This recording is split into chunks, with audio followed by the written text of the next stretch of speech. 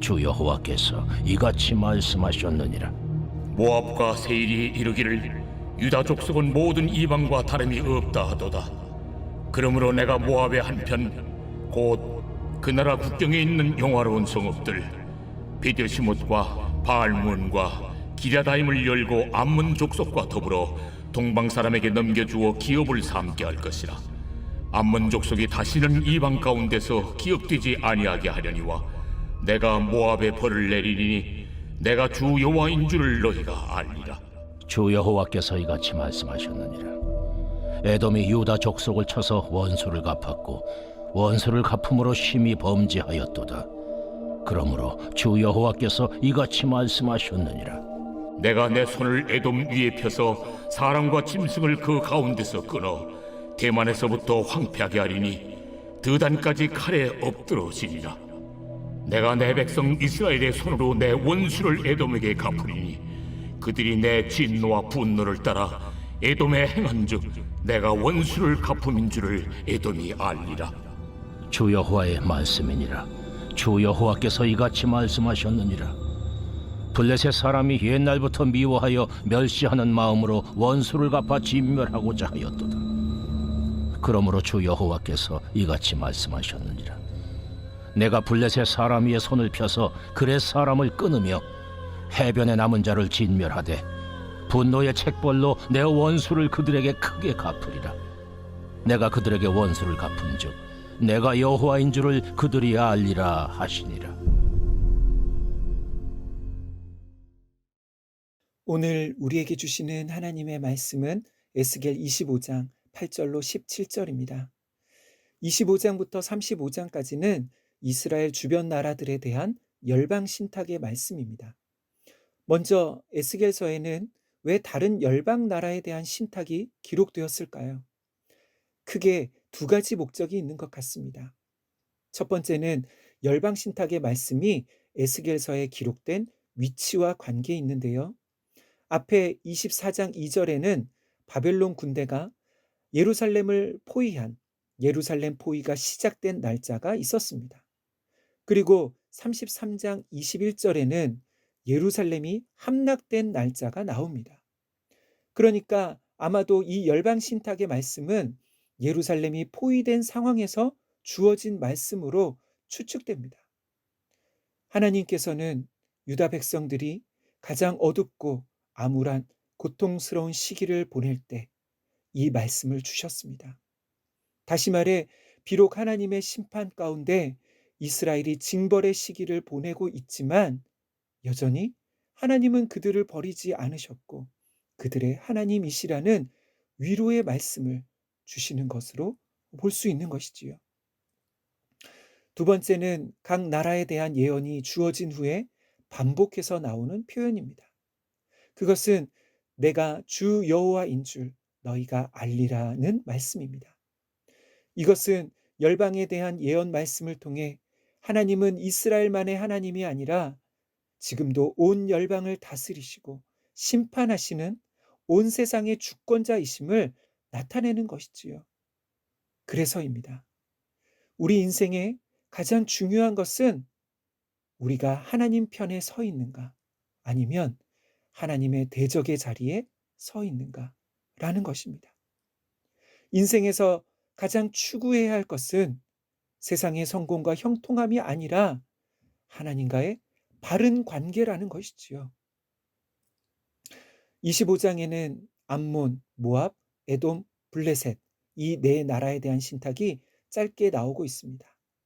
이 나라들은 지리적으로 보면 이스라엘을 기준으로 북동쪽으로 시작해서 시계 방향 순서로 진행되고 있습니다.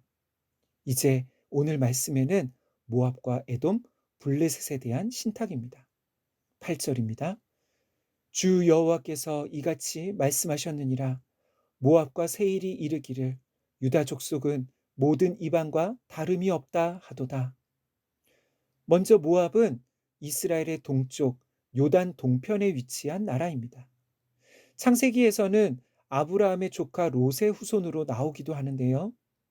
모압이 위치한 이 지역은 여호수아 시대부터 이스라엘이 가나안을 차지할 때 요단 동편을 기업으로 받았던 르우벤, 갓, 므낫세 반 지파에게 속한 땅이기도 했습니다.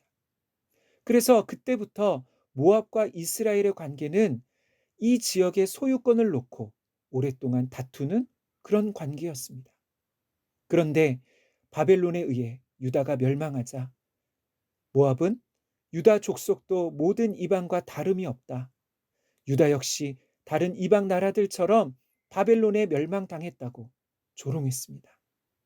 다시 말해 그들의 조롱은 유다의 하나님도 다른 이방 나라의 우상과 다름이 없다는 뜻이 담겨 있는 것이지요.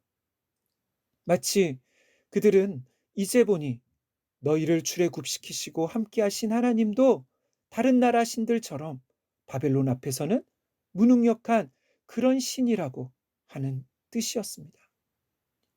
이제 이들의 조롱에 대하여 하나님은 심판을 선언하십니다. 역사 가운데 암몬이 사라지게 하셔서 다시는 기억되지 않게 하시겠다고 말씀하십니다.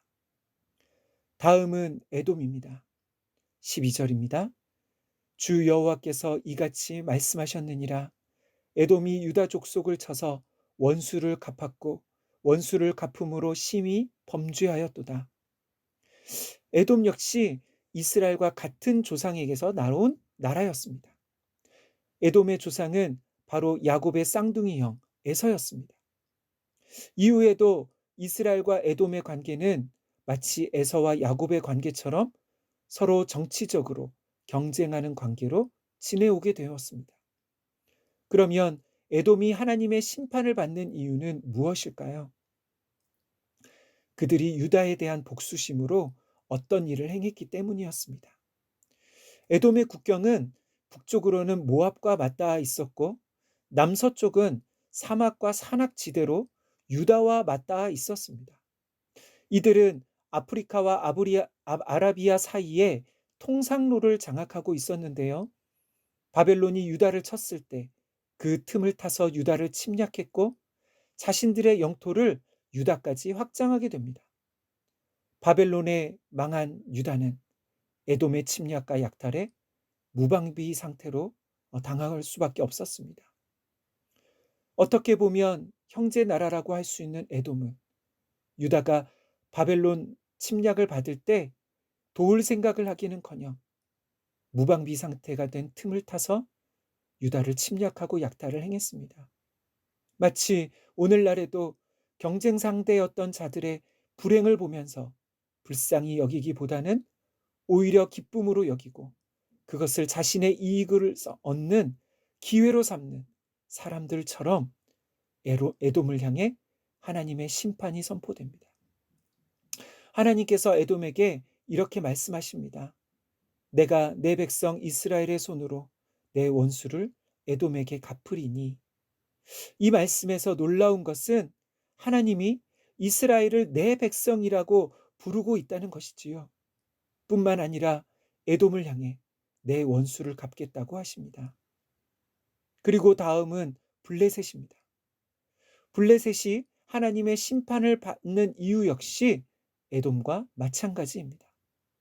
블레셋은 이스라엘의 역사 가운데 전통적인 대적 관계의 나라입니다. 그들 역시 오래전부터 이어져 온 유다에 대한 미움과 멸시로 유다가 멸망한 틈을 타서 유다를 침략했고 유다 백성들을 고통스럽게 했습니다. 그러면 모압, 에돔, 블레셋의 문제는 무엇일까요?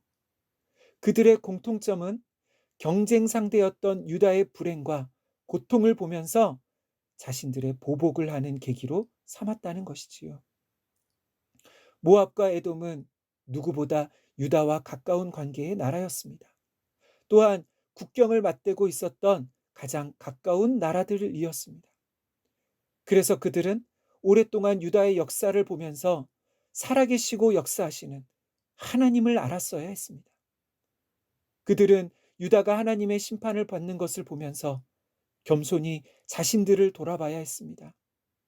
그런데 그들은 이때를 상대방을 짓밟고 이기는 기회로 여긴 것이지요.